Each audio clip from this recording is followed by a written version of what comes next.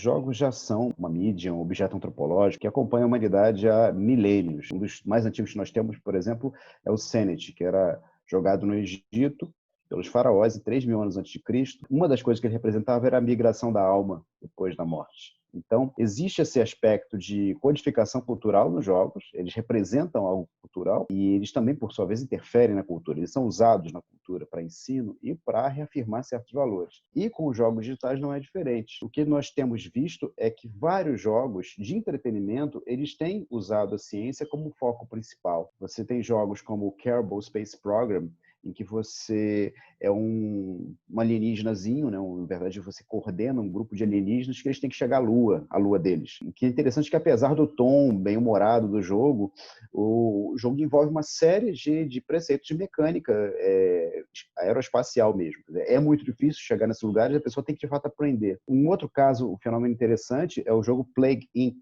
É um jogo que o jogador ele assume o papel de uma doença, de um vírus, de uma bactéria ou de uma verminose. O objetivo é matar a raça humana. E apesar de você ser o vilão nesse caso, o que está ali impresso no jogo, as mecânicas, as regras do jogo, elas são baseadas em aspectos reais. Tem um valor estratégico você conquistar um aeroporto, por exemplo, porque você consegue se espalhar para vários locais. Apesar desse aspecto de ser um jogo de entretenimento, ele é baseado em mecanismos reais de espalhamento de epidemias. Quando começou o surto em Wuhan, da Covid-19, muitas pessoas que não tinham acesso às informações oficiais sobre o que estava acontecendo começaram a jogar o jogo na tentativa de buscar informações. Com relação como eu falei, a jogos para divulgação científica e a pesquisa sobre esses jogos, a gente tem feito algumas investigações sobre esse tema e tem comparativamente muito pouca coisa escrita. Nós temos muitas pesquisas sobre jogos na saúde e ainda existe muito pouca coisa que mostra que é um espaço que precisa ser explorado. O que torna particularmente interessante para a divulgação científica os jogos,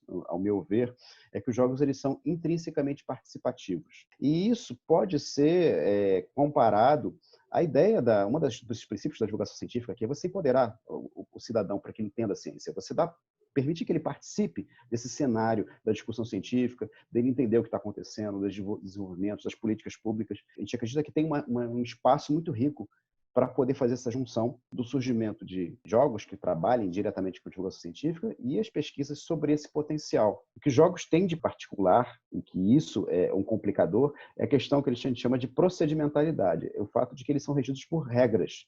E essas regras, elas expressam sentidos. É uma dimensão inteira de sentido que tem que ser explorada quando a gente fala de divulgação científica. Hipoteticamente, eu posso ter um jogo que ele acontece no mundo de fantasia e, portanto, assim, a princípio, ele não seria de interesse para alguém pesquisando um jogo de divulgação científica. Só que as mecânicas do jogo, ou seja, o personagem, para ele, por exemplo, matar um monstro, ele tem que investigar as fraquezas do monstro, ele tem que pesquisar em livros quais são as possibilidades de lutar contra aquele monstro. Ou seja, ele começa a tomar passos muito parecidos com o método científico. Nesse momento, embora o texto e a imagem não demonstrem isso, as mecânicas elas estão ali prefigurando uma ideia interessante que pode ser apropriada para a divulgação científica. O nosso desafio é olhar para as regras e para o gameplay, que a gente chama, que é essa mistura do uso das regras, do texto e da própria participação do jogador. Eu tive como orientador o Marcelo Simão de Vasconcelos e co-orientador o Elidiamar Ribeiro da Silva. O nosso trabalho foi uma análise dos jogos RPGs, os Role Playing Games, como instrumentos na divulgação científica. Esses jogos são jogos conhecidos por ter essa parte de vivência da narrativa muito grande. Você constrói a narrativa enquanto joga. Então, para fazer essa análise, nós adaptamos um jogo denominado O Chamado do Curupira, e foi um jogo com grande influência da cultura brasileira nessa questão do folclore, e que mostrava para os jogadores, apresentava problemas ambientais nos desafios específicos de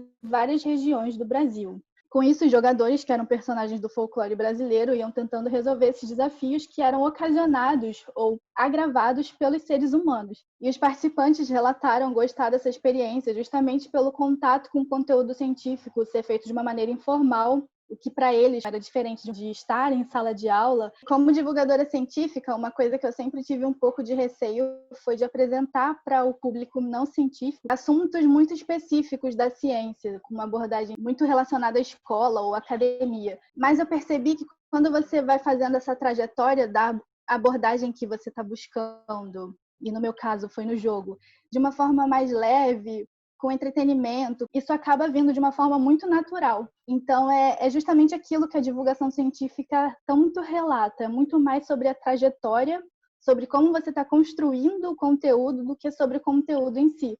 Nós temos uma mídia que ela está há milênios com a humanidade e ela reflete os nossos valores. E um desses valores que nós temos como sociedade é a ciência, é a valorização do método científico, é a compreensão de que ela possibilita uma vida mais igualitária, se, claro, a gente usa de forma ética. E todos esses tópicos, inclusive a ética científica, eles podem virar aspectos, eles podem ser tocados e discutidos no aspecto do jogo. Tem um aspecto de pessoalidade muito forte e a gente crê que isso intensifica esse momento de aprendizado. E por isso que a gente acha os jogos tão fascinantes para a saúde e particularmente para a divulgação científica.